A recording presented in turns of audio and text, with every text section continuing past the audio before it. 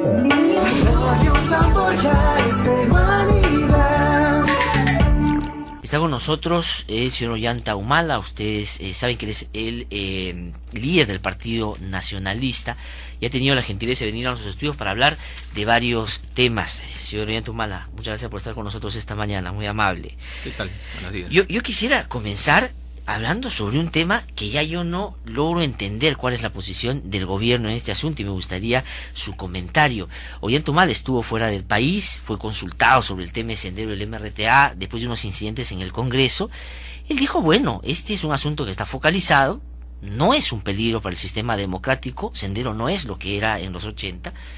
Inmediatamente titulares en algunos medios de comunicación, miembros del partido de gobierno saliendo a decir, ahí está la prueba de la afinidad de Ollanta Humala con el senderismo.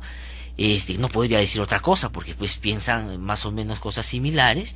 Un ministro de Estado, luego el señor Octavio Salazar, ministro del Interior nada menos, coincide con Ollanta Humala y se rectifica pocas horas después diciendo que no, en realidad no estaba diciendo eso. Mauricio Mulder pues dice, suceden los hechos de San José de Ceje lamentables. Mauricio Mulder sale y dice, bueno, ha quedado un ridículo por Ollanta Humala decir que no es un peligro para la democracia. Y resulta que el presidente García en Tacna coincide con Ollanta Humala y dice, no es un peligro, está focalizado, hay que acabar con Sendero, pero en este momento no significa mayor peligro para el sistema democrático, ya no es lo que era en los 80, en una coincidencia total con Ollanta Humala. ¿Qué le ha parecido eso, señor Humala? Bueno, que por fin el gobierno empieza a reflexionar, empieza a ver sensatez en lo que dice el jefe de Estado, y hay que saludarlo porque efectivamente lo que hemos estado viendo es un debate que al final sonaba como un debate con fines políticos por parte del gobierno, porque al final, como comentábamos, la oposición no está manejando la política del gobierno, es el gobierno el que está manejando una política para enfrentar a estos remanentes armados. Entonces la oposición tiene todo el derecho del mundo de opinar, de expresar y proponer o recomendar cosas o medidas al gobierno, pero es el gobierno el que ejecuta. Y lo que estamos viendo es que en lo que va ya del gobierno de García hay más de 50 muertos entre policías y soldados, y que no son hechos aislados. Y en ese sentido, poner como tema de debate si son una amenaza o no son una amenaza a la seguridad nacional frente a los hechos de ataques a fuerzas del orden, como que a la población peruana le dice, bueno, ese es un tema que puede ir por un camino, pero ¿qué hacemos con estos remanentes armados que están atacando? Claro, lo que la gente es, más allá de estar diciendo una otra cosa en relación a este tema, algo hay que hacer para evitar que esto siga creciendo. Eso es lo que pide la población. Pero lo que yo no logro entender, y hoy día trataba de buscar algún titular en relación a eso, de que el presidente García tiene una afinidad con Sendero Luminoso. Es decir, ¿por qué cuando un líder de la oposición dice exactamente lo mismo, es afín a Sendero Luminoso, lo que quiere es en realidad pues darle cancha libre para que Sendero se siga desarrollando, y cuando lo dice el presidente de la República, bueno, todos empiezan a reflexionar? Ya Mauricio Mulder ha dicho, no, en realidad no es una mesa, pero potencialmente podría ser. Ya son criolladas, pues son criolladas propias de estos politiqueros, ¿no? En todo caso, lo que tenemos que señalar lo siguiente es reafirmar en que Sendero fue derrotado. El Perú vivió una etapa de violencia desde los años 80, producto de una explosión social que venía acumulada hace tiempo, ¿no? Y que, de acuerdo a las medidas que tomó el gobierno, a los documentos que rescata la Comisión de la Verdad y Reconciliación del Congreso de Sendero Luminoso, de las directivas del Comando Conjunto, se entiende que Sendero ya fue derrotado en el año 94-95, el mismo presidente del Comando Conjunto actual lo señala.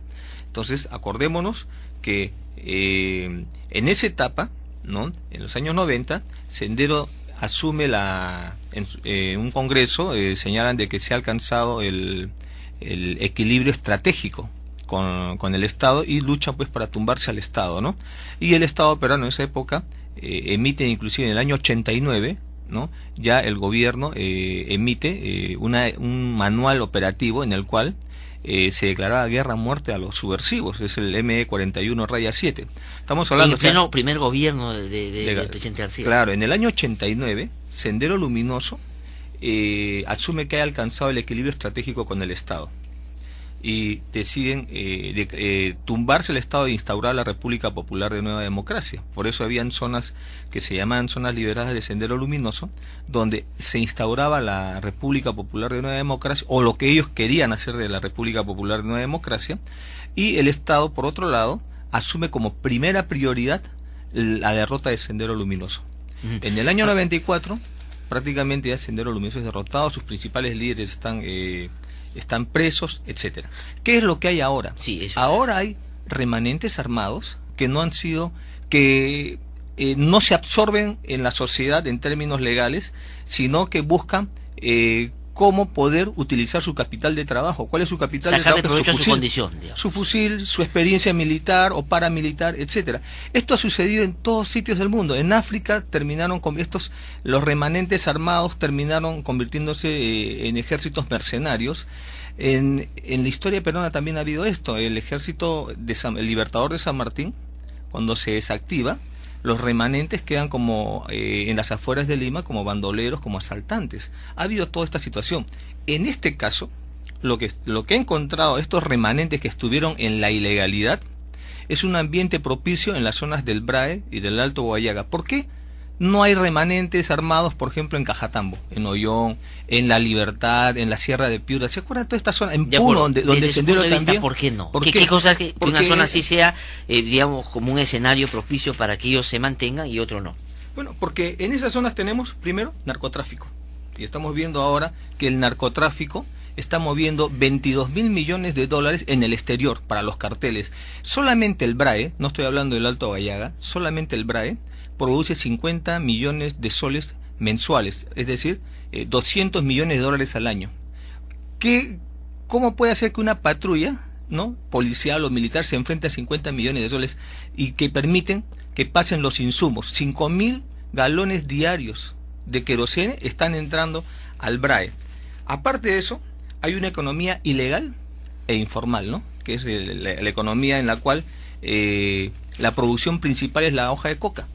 Pero no es que los cocaleros sean, digamos, delincuentes, es la primera víctima del narcotráfico.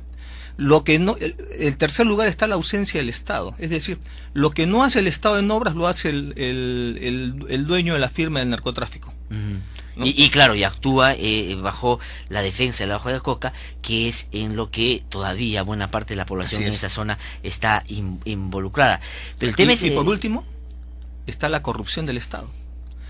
¿Qué dijo el ministro pasado, el ministro anterior, el saliente de producción? No dijo que no sacaron un dispositivo para controlar los insumos, sobre todo el de querosene que entraban a la zona del BRAE.